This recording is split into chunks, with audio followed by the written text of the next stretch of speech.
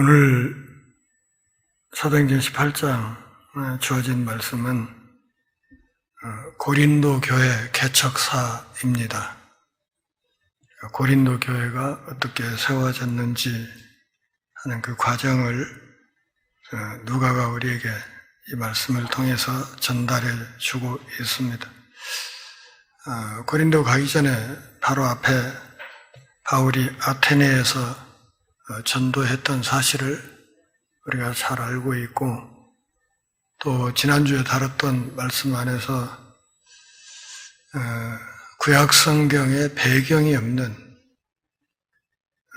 사람들에게 어떤 방식으로 복음을 전해야 하는가 하는 한 가지 중요한 모델을 바울의 설교를 통해서 확인할 수 있다, 그렇게 말씀을 드렸죠.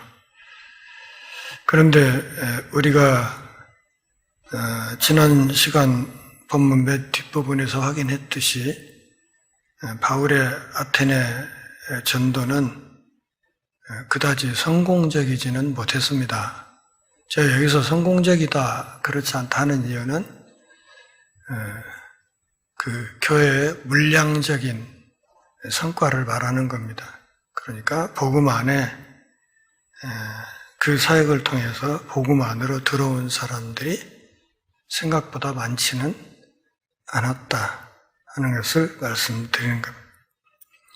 그래서 사도 바울이 아테네를 떠나서 고린도로 가게 되는데 그 사역의 성과가 시원찮았기 때문에 그가 아테네를 떠난 것은 결코 아닙니다. 왜냐하면 그 전에도 이런 일들은 상당히 많았었기 때문에요. 항시 가서 복음을 전한다고 해서 그냥 눈부신 수적인 부흥이 뒤따르고 이러지는 않았었기 때문에 아테네에서의 성과가 좀 시원찮은 이런 일들이 바울로서는 처음 경험하는 일도 아니었을 것이고, 그렇기 때문에 아주 단순하게 바울이 아테네를 떠난 것이 성과가 별로 없어서였다, 이렇게 단정 지을 수는 없습니다. 누가는 그 후에라는 말로 18장 1절을 시작합니다. 바울이 아테네를 떠나서 고린도로 갔다 그랬습니다. 우리가 고린도에 대해서 좀 대충 잘 이해할 필요가 있겠는데요. 고린도는 그 지도를 보시면 알겠지만 발칸반도 남단에 있는 도시입니다. 상업과 무역의 중심지이고 당시로서는 굉장히 부유한 도시였습니다.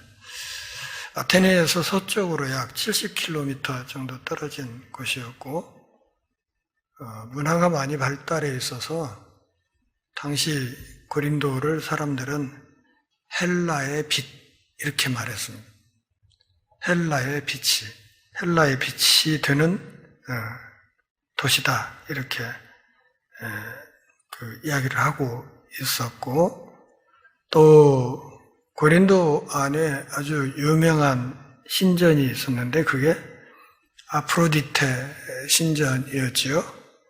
이 아프로디테 신전에서의 제사가 굉장히 빈번했던, 다시 말하면 우상 숭배가 상당히 심했던 그런 도시였습니다. 그리고 이 고린도에 있는 이 아프로디테 신전에는 그 신전에 상주하는 신전 창녀들이 1000명 정도가 있었다고 해요. 그러니까 거기 그 신전의 제사로 오는 그 남자들과 그 신상 앞에서 음란한 행위를 하는 신전 창녀들이 1000명 정도가 상주했다고 하니까 우리 교회 전체 숫자보다 많잖아요. 1000명이면. 그러니까 거기 상주하는 창녀가 1000명 정도면 그 신전에서 이루어지는 소위 제사 행위가 어떤 규모였는지를 우리가 대략 짐작할 수 있겠습니다. 그래서 헬라어로 코린티아조마이라는 말을 쓰면 품행이 아주 나쁜 사람 이런 뜻을 의미할 정도로 이 고린도라는 이 도시의 이름 자체는 그냥 음행과 연관된 그런 도시였습니다. 그래서 많은 당시 헬라 문화 속에 살던 사람들은 고린도 사람들을 일컬어서 난봉꾼이라고 보통 그렇게 이야기를 했습니다. 고린도 지역에 세워진 교회도 이러한 고린도 사회의 사회문화적인 영향을 상당히 받았던 것을 고린도 전후서 바울이 썼던 편지를 읽어보면 곳곳에서 감지할 수 있습니다. 그러니까 문제 많은 땅에 세워진 교회가 그 세속의 물결을 제대로 방어하지 못하고 교회 안에 그런 세속적인 흐름이 타고 들어온 흔적, 또 그렇기 때문에 사도 바울이 이 교회를 안타까워하면서 고린도 교회 이렇게 그 고린도서를 읽어보면 고린도 교회 편지를 3번, 4번 보낸 걸로 되어 있거든요. 그래서 현재 우리가 갖고 있는 고린도 전후서는 그 편지들 중에 2번째, 4번째 편지로 알려져 있습니다. 나머지 2개는 성경에 남아있지 않습니다. 그러니까 사도 바울이 이런 정도 분량의 편지를 3번, 4번을 써서 이 고린도 교회에 보냈다고 하면 사도 바울이 이 교회를 어떻게 생각하고 있었는지, 이 교회를 얼마나 끌어안으려고 몸부림을 쳤는지 하는 것을 충분히 이해할 수도 있고, 또 그런 교회가 어떻게든 바로 세워지기를 바라는 사도의 안타까운 마음이 얼마나 깊었는지 그것도 우리가 충분히 이해할 수 있습니다. 지금 사도행전 전체를 통해서 누가가 강조하려고 하는 것은 예루살렘에서부터 땅끝까지 복음이 뻗어나가는 과정을 지금 추적하고 있는데 그 모든 과정에 누가 있다? 성령 하나님이 있다. 지금 그 얘기를 계속 하는 거거든요. 성령의 인도하심, 성령의 이끄심, 그리고 성령의 동행, 이것을 기반으로 해서 그리스도의 복음이 지금 예루살렘에서부터 땅끝 이방 지역으로 계속해서 뻗어 나가고 있다 하는 것을 지금 추적하고 있는 것입니다. 2절을 보면 아굴라하고 브리스길라 부부를 사도 바울이 만나게 되는 이야기가 나오고 있습니다. 특별히 아굴라와 브리스길라를 만났을 때 사도 바울이 그들에게 복음을 전했다 하는 기록이 없는 것으로 보아서 이 부부를 사도 바울이 만나기 전에 이미 그들은 그리스도인이 되어 있었을 것이다. 그렇게 추정을 할 수가 있겠고, 그렇다면 이 2 사람은 어쩌면 예루살렘의 오순절 사건을 전후한 어떤 시점에 그리스도의 복음을 받아들였을 것이다. 이렇게 짐작할 수 있겠습니다. 아굴라와 브리스길라 이렇게 2 사람 얘기했는데 특이하게 오늘 본문에서는 아굴라가 먼저 등장하지만 이 부부가 나오는 여타의 다른 거의 대부분의 본문에서는 언제나 브리스길라가 앞으로 나옵니다. 브리스길라와 아굴라. 이것은 초대교회 안에서 여성인 브리스길라의 영향력이 남편인 아굴라보다 훨씬 강했다 하는 것을 암시하는 대목입니다. 그런데 이 부부가 고린도로 오게 된 결정적인 그 역사적 배경이 2절에 나타나 있는데 그게 뭐예요? 글라우디오 황제 때 모든 유대인들을 로마에서 추방령이 내렸다는 것입니다. 그러니까 이 이야기가 바로 본문의 연대를 직정할 수 있는 중요한 단서가 됩니다. 그러니까 이 추방령으로 이야기를 하면 주후 49년 정도에 내려진 것으로 알려져 있거든요. 그리고 주후 49년에 로마에서 유대인 추방령이 내리고 그 후 한 1년쯤 후 50년쯤 무렵에 바울이 고린도에서 이 부부를 만난 것으로 추정할 수가 있겠습니다. 그래서 이 부부가 함께 새로 이 지역으로 옮겨왔다. 이탈리아로부터, 다시 말하면 로마로부터 새로 왔는데 거기서 사도 바울이 그들을 만나게 되었다. 그냥 그 아굴라는 그냥 평범한 남자였던 것 같고 프리실라라고 하죠. 이 프리실라라는 이 이름으로 볼 때 이 프리스길라는 로마 명문가의 여성이었을 것으로 추정이 됩니다. 그러니까 집안 배경이 상당히 빵빵했던 그런 여자였다는 거죠. 그런데 이 아굴라가 만나서 부부가 되었습니다. 전해지는 이야기로는 아굴라가 섬기던 주인의 딸이 바로 브리스길라였다. 그렇게 알려지기도 했습니다. 그러니까 자기보다는 지체가 높은 사람의 딸과 눈이 맞아서 아굴라가 결혼을 했다는 이야기죠. 그런데 거기에서 고린도에서 사도 바울과 이 신실한 아굴라 브리스길라 부부가 만나게 됩니다. 뭘 알 수 있나요? 하나님의 섭리. 그러니까 이 중요한 동역자들을 어쨌든 그 역사적 상황 속에서 만나서 서로 동역하게 하시는 하나님의 섭리가 있었다. 다시 말하면 하나님의 이끄심 속에서 이 부부와 사도 바울이 만나게 되었다 하는 것을 알 수 있습니다. 클라우디오 황제 때 추방령이 내렸다 그랬는데 그 당시 역사가 수에토니우스의 글에 보면 이런 말이 있어요. 크레스투스 한 사람의 사주를 받고 끊임없이 소동을 일으켰기 때문이다. 그래서 황제가 추방령을 내렸다. 이런 문구가 있는데 여기서 말하는 크레스투스가 어떤 이름과 비슷합니까? 그리스도와 비슷하죠. 그러니까 아마 기독교인들을 일컫는 이야기였을 거예요. 그러니까 로마 안에서 기독교인과 신앙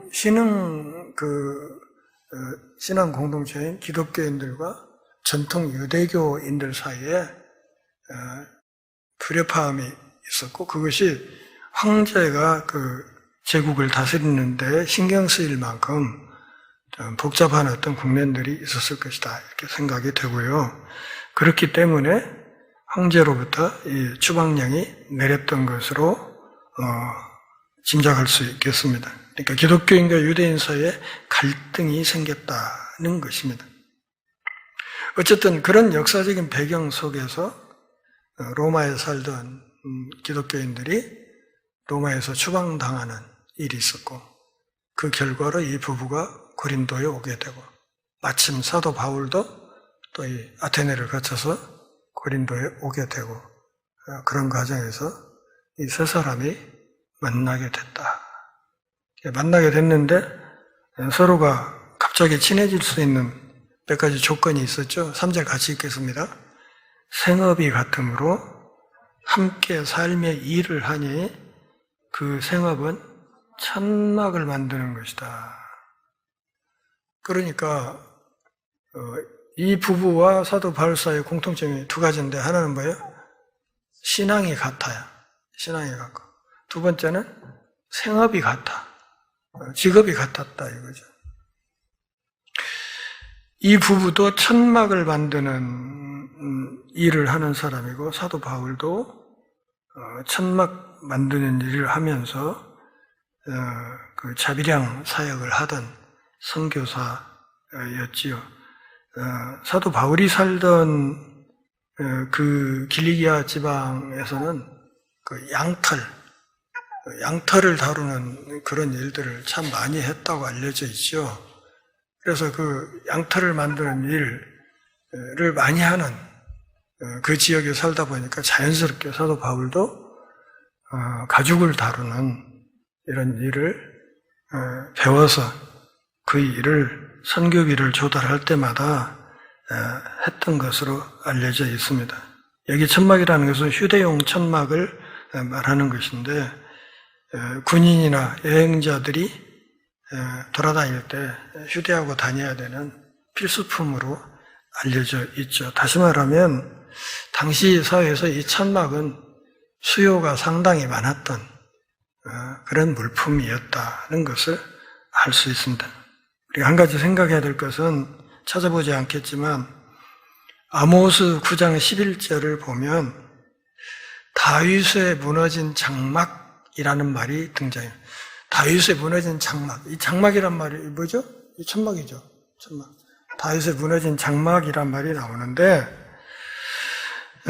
열방의 빛으로 회복된 이스라엘의 소명과 관련된 말씀이 아모스 9장 11절 말씀인데 여기에 등장하는 이 천막, 이것과 오늘 본문에 등장하는 이 세 사람의 생업이 천막을 만드는 것이다 하는 것이 누가 입장에서는 상당히 은근한 배경으로 깔려있다 이렇게 보여집니다. 그러니까 열방의 빛으로 회복된 이스라엘의 소명을 가장 잘 드러낼 수 있는 사람이 바로 이 천막 만드는 일을 하는 바울이라 하는 이 말이 아모스서를 배경으로 깔려 있다 이렇게 보면 되겠습니다. 어쨌든 사도 바울은 나중에 말씀드리겠지만 빌립보 교회에는 선교비를 받지 않았거든요. 그래서 천막 만드는 일을 해서 돈을 좀 모으게 되면 그 선교비로 삼아서 또 선교 여행을 다니고 또 떨어지면 또 그 생업으로 돌아가서 일을 하고 이렇게 해서 사역을 했죠. 그들은 주중에는 함께 일하고 또 안식일에는 또 함께 하나님께 예배하는 삶을 살았습니다. 4절 같이 보세요. 안식일마다 바울이 회당에서 강론하고 유대인과 헬라인을 권면하니라. 중요한 것은 4절 뒷부분에서 그가 권면했던 것이 안식일의 회당에서 유대인들에게만 한 게 아니라 헬라 사람들에게도 복음을 전했다 하는 것입니다. 주중에는 함께 일하면서 또 안식일에는 함께 하나님께 예배하면서 이 세 사람은 사역을 열심히 했고 또 사도인 바울은 안식일의 회당에서 복음을 본격적으로 전하는 그런 사역을 하고 있었습니다. 5절 같이 읽습니다. 실라와 디모데가 마케도니아로부터 내려오매 바울이 하나님의 말씀에 붙잡혀 유대인들에게 예수는 그리스도라 밝히 증언하였다. 여기 밝히라는 말은 엄숙하게 그런 뜻이에요. 그러니까 엄숙하게 증언하였다. 실라와 디모데가 마케도니아 쪽에서 내려왔습니다. 17장 14절부터 16절까지 있었던 말씀이에요. 실라는 빌립보에서 내려왔을 것이고 디모데는 아마 데살로니카에서 내려왔을 것입니다.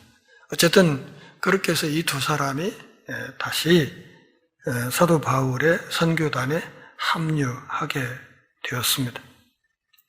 내려올 때 데살로니카 서신이나 디모데 서신 이런 서신서들을 확인해 보면 이 두 사람이 그 지역 마케도니아 지역 교회들의 후원금을 갖고 왔던 것으로 상황이 파악이 됩니다. 빌립보 교회로부터도 후원금을 받아서 이 사람들이 가져온 것으로 보여져요.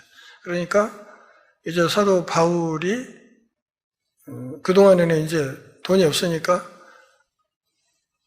천막 만들어서 일을 하고 그리고 이제 안식일에 사역하고 이렇게 반자비량 사역을 하고 있었는데 이제부터는 그 마케도니아에서 온 선교비 후원금이 있었기 때문에 본격적으로 이 복음을 전하는 일에만 전념하는 그런 상황이 조성이 되었다 이렇게 생각이 되고 그래서 사도 바울이 하나님의 말씀에 사로잡혔다.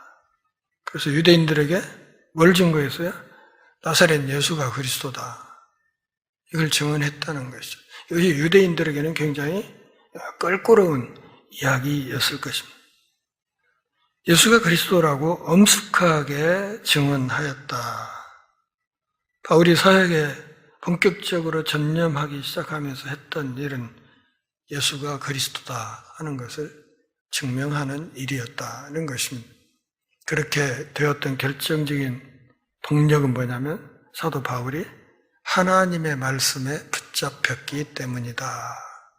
사역자들에게 제일 중요한 게 뭐예요?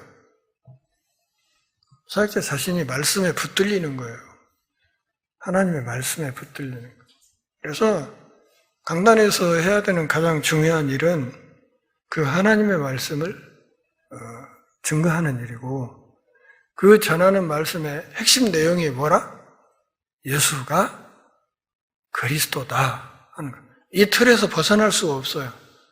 지금 21세기에 사역하는 저나 앞으로 이 땅에 태어날 까마득한 우리 후배들이나 어떤 후배들이 나와서 목사가 되어서 사역을 하더라도 이건 변하지 않아요.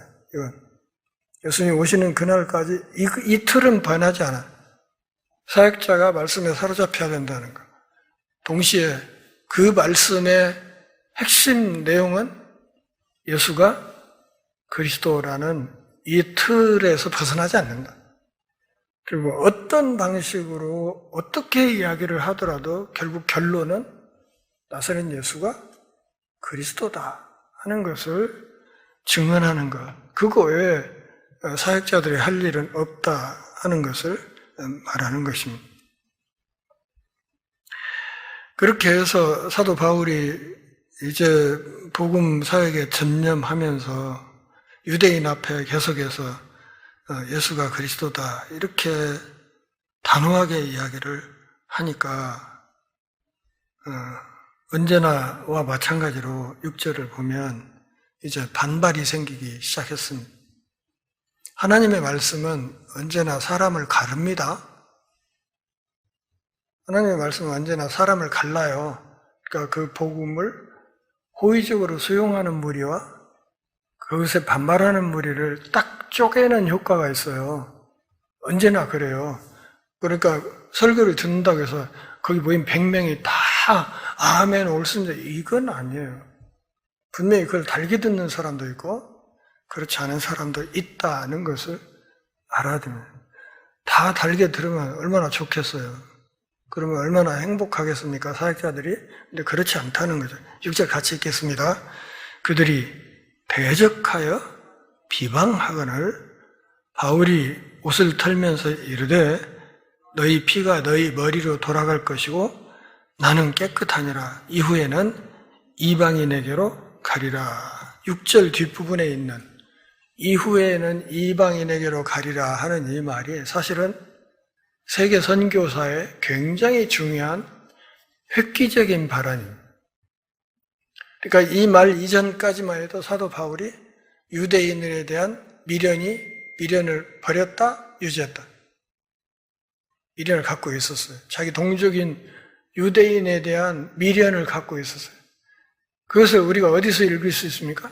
로마서 9장 1절부터 5절까지 말씀을 보면 자기 동족인 이스라엘의 유대인들이 자기가 전하는 이 예수 그리스도의 복음을 받지 않는 것을 얼마나 가슴 아파하는지를 읽을 수 있어요. 전에 로마서 우리가 다 다뤘으니까요. 거기에서 심지어는 뭐라고까지 얘기해요?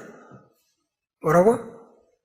내 동족들이 예수 그리스도 안에 들어올 수만 있다면 내 이름이 그리스도의 생명책에서 지워진다 하더라도 그걸 원한다. 그렇게 얘기를 하거든. 근데 이 말 앞에 로마서 8장에서는 뭐라고 했어요? 우리 주 그리스도 예수 안에 있는 하나님의 사랑에서 끊을 수 없다고, 그리스도 안에 있는 하나님의 사랑은 끊어낼 수 없다고 얘기를 했는데, 그래 놓고는 9장 앞부분에 가서는 뭐라고? 나의 이 동족들이, 유대인들이 복음 안에 들어올 수만 있다면 내 이름이 그리스도의 생명책에서 사라진다고 해도 난 그걸 원한다. 그 정도로 이야기를 했으니까 이 동족에 대한 사랑이 얼마나 급진했는지를 알 수가 있어요. 자기 동족인 유대인들이 자기가 전한 이 복음을 받아들이기를 얼마나 간절히 원했을지. 그러면서 바울은 자기 옛날 생각도 많이 했겠죠. 자기도 이걸 거부하고 예수 죽이려 하고 예수 믿는 사람 잡아 족치고 교회 문 닫게 하고 그렇게 다녔던 시절이 있었으니까 한편으로는 동족들의 그런 행동을 이해는 하면서도 다른 한편으로는 무던히 가슴 아파했다는 사실을 알 수 있습니다. 그런데도 6절에서 뭐라고 말해요? 그들이 사도 바울을 대적해요. 대적함으로써 어떻게 됐습니까? 더 이상 유대인의 회당을 사용할 수 없게 됐어요. 그래서 이제 디도 유스도의 집으로 간 거거든요. 그래서 유대인 회당을 사용할 수 없게 되고 비방해요. 막 모독을 한단 말이에요. 비방했단 말이 그냥 사도 바울을 향해서 아주 상스러운 욕을 막 퍼부었다 그런 뜻이, 그렇게 이해하시면 돼요. 정말 듣기 거부간 그런 욕설을 많이 하니까 여기서 바울이 동족인 유대인들에게 질렸던 것으로 보여요. 그래서 여기까지구나. 더는 안 되겠구나. 그러니까 여기 6절에 바울이 하는 이 말은 사도 바울의 유대인 사역에 대한 완전한 포기 그리고 단념을 나타내는 말이에요. 하나님이 너희들을 완전히 거부하셨다. 너희들은 이제 회개할 수 있는 마지막 가능성도 없다. 이것을 말하기 위해서 뭐라고 말합니까? 옷을 털면서, 이건 신발에 먼지를 터는 것과 똑같은 행위예요. 옷을 털면서 너희 피가 너희 머리로 돌아갈 것이고 너희들의 이 피에 대해서는 하나님의 심판으로 너희가 흘려야 될 그 피에 대해서는 나는 책임이 없다. 나는 충분히 할 얘기를 다 해줬다. 더는 못한다. 그 얘기예요. 에스겔서 33장 4절을 바탕으로 너희 피가 너희 머리로 돌아간다. 이 이야기를 사도 바울이 하고 있는 거예요. 그러니까 선지자의 발언을 끌어다가 이 선언을 하고 있는, 바울이 유대인들에 대해서 좌절했다는 것을 알 수 있습니다. 유대인들에게는 지금까지 내가 했던 것으로 충분하다고 생각을 했던 것이고, 그러기에 하나님에게도 또 이 복음을 전한 사도 바울에게도 더 이상의 책임은 없다 하는 사실을 명확하게 밝히고 있습니다. 그런데 여기 이 사도 바울이 했던 말, 너희 피가 너희 머리로 돌아간다 하는 말 어디서 들은 것 같지 않습니까? 복음서에서 예수님을 십자가에 못 박아 죽이라고 할 때 유대인들이 뭐라고 그랬어요? 오늘 이 사람이 흘리는 피에 대해서는 우리와 우리 후손들이 감당하겠습니다. 그래서 어떤 신학자들은 2차 대전 때 히틀러에 의해서 유대인 600만 명이 학살을 당한 것이 바로 그 말에 대한 책임을 진 거다. 이렇게 보는 시각도 있어요. 꼭 그런지는 전 잘 모르겠지만 어쨌든 그렇게 이해하는 시각도 있습니다. 여러분 600만 명이면 상상이 되세요? 사람이 600만 명이 학살당했다고 하면 그 숫자가 상상이 되시냐고요. 제주항공 추락사고로 몇 명이 세상을 떴습니까? 179명인가? 그러죠? 그래도 이렇게 온 나라가 이렇게 슬픔에 젖어 있는데 600만 명이, 제가 이제 옛날에 그 타임지에서 읽었던 기록인데, 그 아우슈비츠 수용소 있잖아요. 전쟁이 끝나고 아우슈비츠 수용소에 이제 연합군이 들어가서 확인을 했는데, 여러 창고들이, 건물들이 있었다고 해요. 있었다고 했는데, 어떤 한 창고에 죽은 유대인들의 머리털만 모아놓은 창고가 하나 있었다는데, 거기에 있는 머리털이 트럭으로 20트럭이 나왔다던가, 머리카락만. 죽은 사람들의 머리카락만 그 정도가 나왔다. 뭐 그런 기록도 본 적이 있어요. 그러니까 저는 사람이 태어나서 범할 수 있는 여러 가지 죄가 있지만, 이 전쟁 범죄, 전범들은 용서하면 안 된다는 게 제 생각이에요. 이번에 뭐 전쟁 일으키려고 했잖아요. 실제로 뭐 북한의 1, 3, 5, 7 군단 공격 계획도 다 세워놓고 그쪽에다 포스 계획 다 세웠다는 거 지금 밝혀지고 있지 않습니까? 큰일 날 뻔했어요. 전범들은 용서하면 안 된다는 게 제 생각이에요. 왜냐하면 전쟁이라는 것은 일어나면 서로 간에 죽기 살기로 하는 일이기 때문에 거기에는 무슨 뭐 인권이고 윤리고 도덕이고 아무것도 없어요. 그냥 사느냐 죽느냐만 서로가 총을 가지고 힘겨루기를 하는 거기 때문에 인류 역사상 나타난 온갖 추악한 죄악들이 집합적으로 일어나는 상황이 전쟁인 거거든요. 그래서 신들러 리스트라는 영화 보셨죠? 혹시 보신 분 있습니까? 거기 보면 그런 거 있잖아요. 그 독일군 장교가 권총에 관통력 시험하느라고 유대인 일렬로 세워놓고 앞에서 빵 해가지고 2명인가 3명인가가 툭 떨어져 나가는 그런 장면도 있잖아요. 그러니까 이 권총에 어느 정도의 관통력이 있는가를 시험하느라고 유대인 쭉 줄 세워놓고 맨 앞에 사람 이마에 대고 쏴버리는 거예요. 그럴 때 2명인가 3명인가가 툭 떨어져 죽어요. 그게 전쟁이란 말이에요. 그런 게 일어나서야 되겠어요. 더더구나 우리 조국에서 우리 자식들이 살아야 될 세상에서 그런 일이 생기면 안 되죠. 그걸 막아줘야 될 책임이 우리 조상들에게 있지 않습니까? 유대인들이 그렇게 얘기를 했어요. 이 예수 피해에 대한 책임, 우리하고 우리 후손들이 다 질게요. 그리고 십자가에 매달아 죽여달라고 했거든.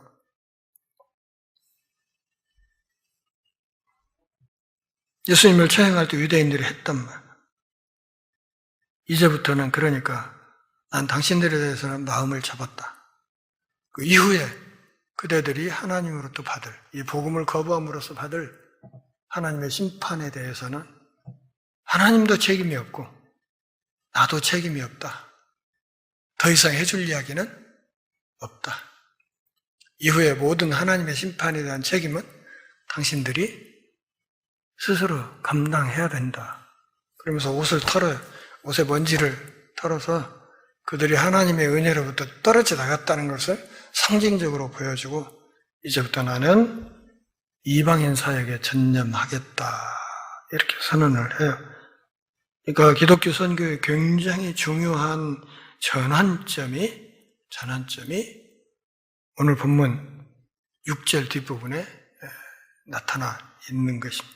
이렇게 얘기를 하고 이후로 이제 19장에 가면 사도 바울이 이방인 지역인 에베소로 가서 사역을 하고 또 28장에 보면 로마로 가서 또 사역을 하는 이야기가 사도행전 맨 끝부분이 로마 선교로 끝이 나죠. 그 이야기가 기록되어 있습니다.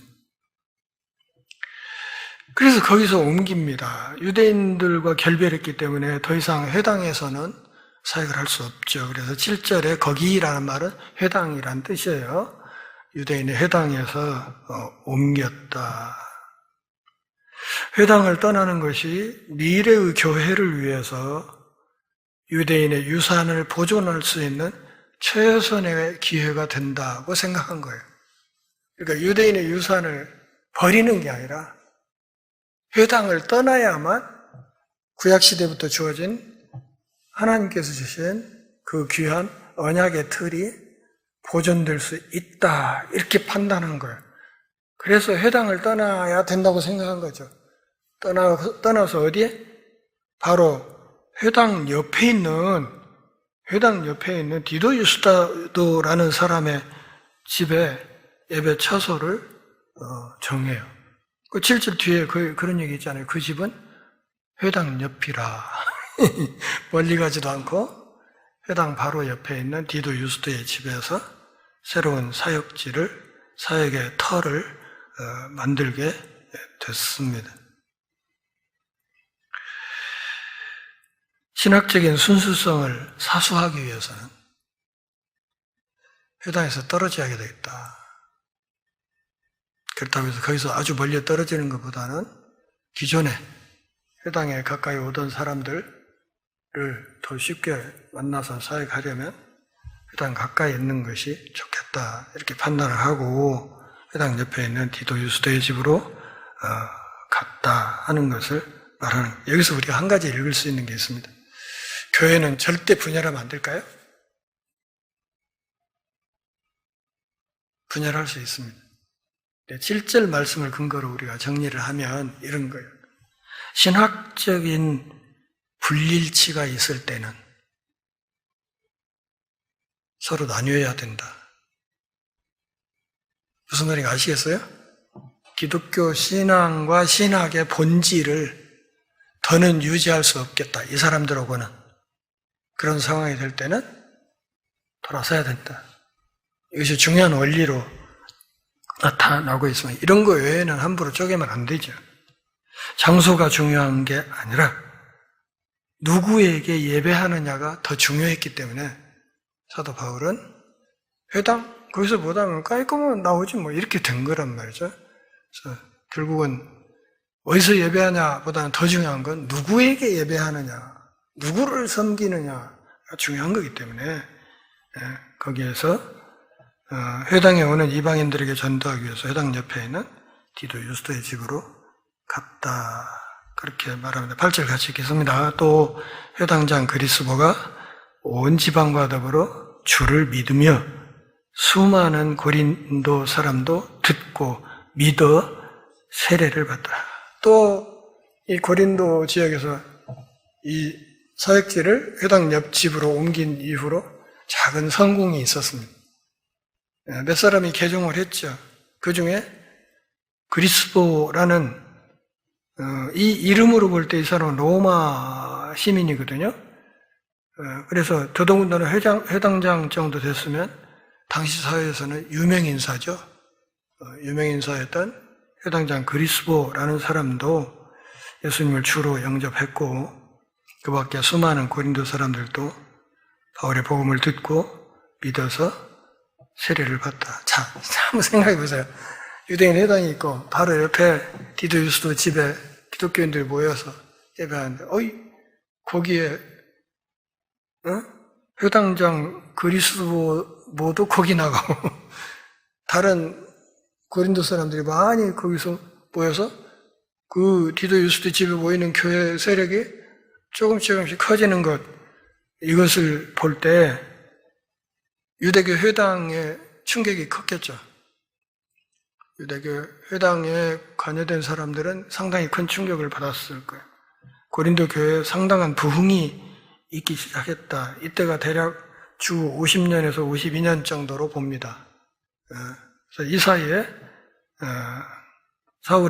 사도 바울이 이 고린도에서 사역함으로써 상당한 성과가 있었다는 것을 알 수 있습니다. 9절 같이 읽어요. 밤에 주께서 환상 가운데 바울에게 말씀하시되 두려워하지 말며 침묵하지 말고 말하라. 세 가지를 얘기했어요. 두려워하지 말아라. 침묵하지 말아라. 그리고 당차게 얘기를 해라. 이 이야기는 무슨 말인가 하면 그동안에 사도 바울이 고린도에서 해온 이 사역에 대해서 하나님이 인정했다는 거예요. 그동안 네가 해왔던 이 일이 옳았다. 너 옳은 일을 했다. 그걸 인정하는 거거든요. 주께서 환상 가운데 바울에게 말씀하셨다. 바울에게는 이런 경험이 이미 있었죠. 언제? 다메섹으로 가는 길에 거꾸로 져가지고 부활한 예수님을 만났잖아요. 빛으로 오신 예수님을 만났던 경험이 있는 사람이에요. 그때 비슷한 경험을 또 하게 된 거예요. 하나님께서 이야기를 하는 것이죠. 구약시대에 그 선지자들에게, 고통당하는 선지자들에게 주셨던 하나님의 격려사와 아주 비슷한 말씀이 사도 바울에게 주어지고 있습니다. 두려워하지 말아라. 이 말은 뒤집어 보면 사도 바울의 마음속에 약간의 두려움이 있다는 이야기죠. 그러니까 두려워하지 말아라. 침묵하지 마라. 무슨 뜻이야? 에이씨, 나 이제 말 그만할 거야. 이런 생각이 있을 수도 있다. 그러니까 침묵하지 말고, 그 다음에 말해라. 담대하게 복음을 전해라. 두려워하지 말라 하는 이 말은 직역하면 두려워하는 것을 멈춰라, 이런 뜻이에요. 이제 그만 두려워하고 침묵하지 말고 얘기라. 너 잠잠하면 안 된다. 그러니까 사도 바울은 아마 이런 시점에서 나름대로 그런 고민이 있었던 것으로 보입니다. 여기서 이 사역을 계속 해야 되나, 아니면 이제 어느 정도 입 다물고 적당히 이렇게 자리를 정리하고 또 어떻게 해야 되나 하는 고민을 하고 있었던 것으로 보이고, 그래서 하나님께서, 성령 하나님이 환상 중에 그에게 친히 말씀을 하세요. 두려워하지 말고, 침묵하지 말고 말해라. 이런 걸 보면서 우리 중에 어떤 분들은 에이씨, 근데 왜 나한테는 이런 말씀을 안 해주는 거요? 이럴 수도 있어요. 근데 사도 바울의 이 당시만 해도 교회가 막 전 세계를 향해서 이렇게 뻗어나가야 되는 아주 중요한 시점이고, 동시에 그때는 성경 전체가 완성이 되지 않았던 때였거든요. 지금은 정경 66권이 완성된 현 시점에서는 하나님이 뭘로? 성경 말씀을 통해서 우리에게 얘기를 하시는 것이 가장 보편적인 계시의 방법이기 때문에 지금은 이런 식으로는 이야기를 하지 않아요. 그래도 개인적으로 어떤 특수한 어떤 절박한 순간이나 어떤 상황에서는 지금도 하나님의 이런 방식으로 성도들의 발걸음을 이끌어갈 수는 있다. 전 그렇게 생각을 해요. 그러나 그것이 보편적인 흐름은 아니다. 그러니까 특수한 어떤 케이스들을 가지고 일반화해서 다 이렇게 된다고 이렇게 하면 상처받을 사람이 너무 많잖아요. 지금은 하나님의 계시인 이 말씀을 근거해서 하나님 우리의 발걸음을 인도해 가신다. 구절을 통해서 우리가 확인할 수 있는 한 가지 중요한 사실은 고난이 없는 선교는 없다는 겁니다. 고난이 없는 선교는 없다. 사역자들이 사역하면서 어떤 아무런 어려움이나 아무런 고통이 없이 가면 얼마나 좋겠어요. 근데 그게 그렇게 되는 건 아니고, 고난이 없는 선교는 없기 때문에 고난이 있음에도 불구하고 마땅히 감당하고 가야 될 짐을 사역자들이 지고 있어야 된다 하는 것을 이야기를 합니다. 유대인들의 적대감이 계속되고 긴장이 계속 고조되는 것을 바울이 왜 몰랐겠어요? 그러니까 고민이 되죠. 여기서 이대로 계속 해야 되나? 아니면 정리하고 옮기 가야 되나? 간다면 또 어디로 가야 되나? 이런 게 있을 수 있잖아요. 그런 고민을 하나님이 읽으시고 사도 바울을 향해서 계속 머물러서 일을 계속 해야 된다. 그 이유를 10절에서 밝혀줍니다. 같이 읽겠습니다. 내가 너와 함께 있음에 어떤 사람도 너를 대적하여 해롭게 할 자가 없을 것이니 그 이유는 이 성 중에 내 백성이 많으니라. 네가 여기 머물러야 될 이유 딱 하나다. 뭐예요? 이 성 안에 나의 백성이 많다. 이 성 안에 하나님 나라 안으로 들어와야 될 나의 백성이 많다. 근데 아직 다 안 들어왔다. 그래 네가 더 머물러서 담대하게 지금 사역을 계속 해야 된다. 그 과정에서 하나님이 뭐라고 약속을 해요? 어떤 사람도 너를 대적하여 해롭게 할 자가 없다. 이 말을 바꾸면 무슨 말이에요? 요즘식으로 우리식으로 바꾸면 하나님 내가 너의 경호원이 돼줄 거야. 내가 너의 경호원이야. 너 다치지 않아. 걱정 말고 네 할 말을 해. 왜? 아직 이 성 안에 내 백성이 돼야 될 사람들이 아직 많이 남아있는데 내가 중간에 떠나버리면 안 되는 거잖아. 그러니까 계속 걱정 말고 계속 해라. 하나님은 뭘 하세요? 하나님의 백성이 될 사람들을 점 찍으시고, 전도자는 뭐예요? 하나님의 입이 되어서 그들에게 하나님의 말씀을 전하는 거예요. 이렇게 해서 구원 사역이 이루어진다는 거죠. 하나님이 점 찍고 그리고 복음을 전하고, 그러면 그 점 찍은 사람들이 복음에 호의적인 반응을 보이면서 그리스도의 품 안으로 들어오는, 그분의 백성 대열에 합류하는 이런 일이 생길 거다. 이렇게 약속을 하신 거죠. 그렇게 해서 사도 바울이 고민을 하다가 마음을 바꾸고 11절 보면 얼마 동안? 거기서 1년 6개월, 18개월 동안을 더 머무르요. 머무렀다 하는 말은 자리를 잡았다 그런 말이에요. 직역하면 무슨 말이가 하면 털썩 주저앉았다 그런 말이에요. 이 머물며라는 말이 진짜 뜻은 털썩 주저앉았다. 그러니까 이 1년 8개월, 1년 6개월 동안은 앞서 했던 고민을 아예 하지 않고 그냥 차분히 사역을 계속했다 그런 뜻이에요.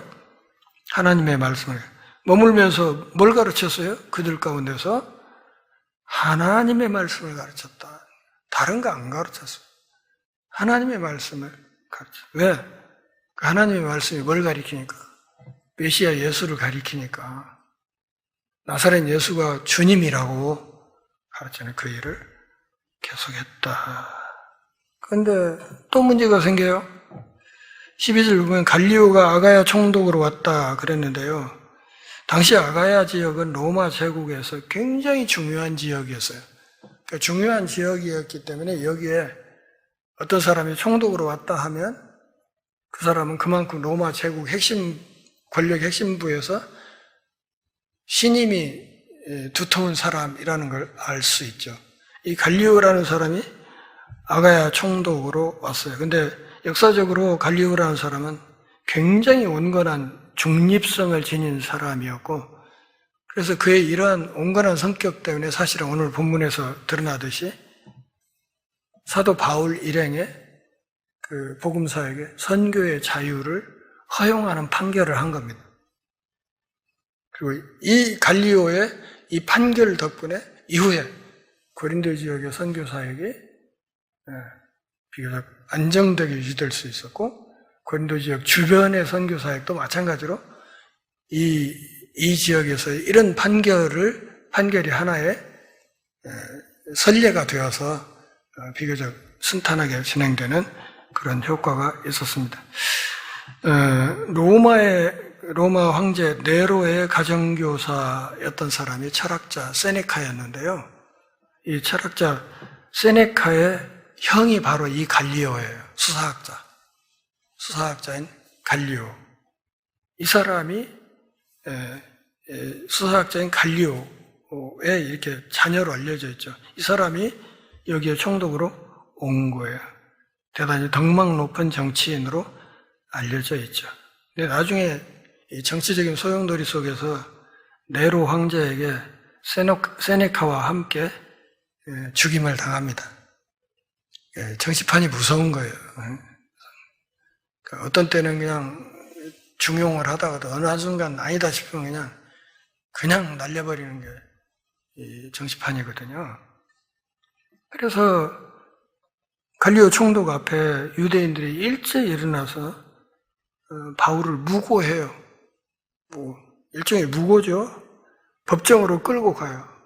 이렇게 아무 이유도 없는데 그냥 고발을 해서 법정에 세운 거죠. 그러면서 뭐라고 말해요? 13절에서 이 사람이 율법을 어기면서 하나님을 경외하라고 사람을 권합니다.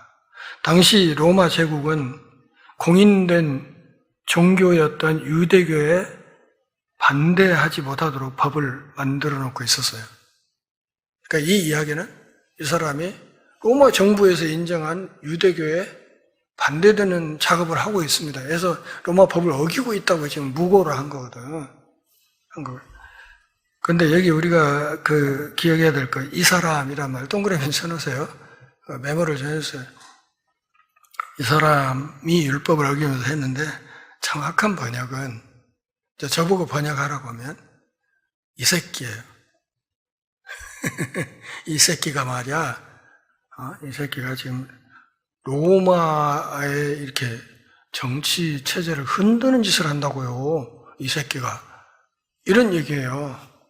김대중 대통령이 미국 갔을 때 미국의 의회에서 그랬던가? 어떤 기사가 그랬던가? DJ를 일컬어서 디스맨이라고 한 적이 있어요. 디스맨. 그 디스맨이 이 새끼란 말이에요.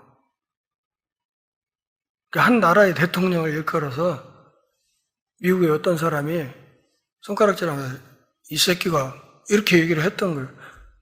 상당히 문제가 됐던 적이 있습니다. 근데 사람들이 이제 그 디스맨이란 말에 그 깊은 뜻을 잘 몰라서 그냥 그렇게 넘어간 것은 있는데 사실은 정확히 알면 굉장히 불쾌한 표현이거든요. 한 나라의 대통령을 해서 이 새끼라고 한 거니까요. 근데 여기 그런 뜻이에요, 이게. 이 새끼가 말이야, 지금 로마 정부에 이렇게 반기를 드는 작업을 하고 있다고요. 이렇게 해서 무고를 했어요. 그러니까 갈리오가 총독으로 막 왔기 때문에 그 사회에서 아가야 지방에서 갈리오가 지금 정치적으로 약간 불안하죠. 막 왔으니까 뿌리를 못 내린 상황이기 때문에 그걸 악용해서 이 무고죄로 고발을 해가지고 사도 바울을 흔들려는 작업을 한 거예요. 그래서 바울이 갈리오 앞에서 입을 열고자 할 때 갈리오가 먼저 말합니다. 14절 같이 보겠습니다. 갈리오가 입을 열고자 할 때 바울이 입을 열고자 할 때 갈리오가 유대인들에게 이르되 너희 유대인들아 만일 이것이 무슨 부정한 일이나 이게 부정한 일이라는 건 뭐예요? 민사사건 불량한 행동, 형사사건이라고 하면 내가 너희 말을 이 고소장을 접수하는 게 맞는데 혹시 민사사건이거나 형사사건이면 내가 이 고소장을 접수해서 다루는 게 맞다. 그래야 적법하게 심리할 수 있다. 그렇지만 15절 만일 문제가 너희의 언어 그러니까 종교적인 어떤 용어 또 명칭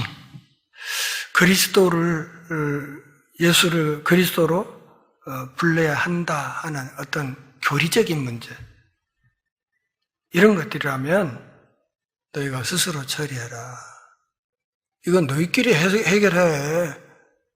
내가 행정관인 내가 굳이 이런 것까지 다뤄주리? 뭐 이런 얘기죠. 이렇게 얘기를 해서 기각해버려요. 나는 이러한 일에 재판장 되기를 원하지 않는다. 그들의 이 고소장을 기각해버려. 갈리오가.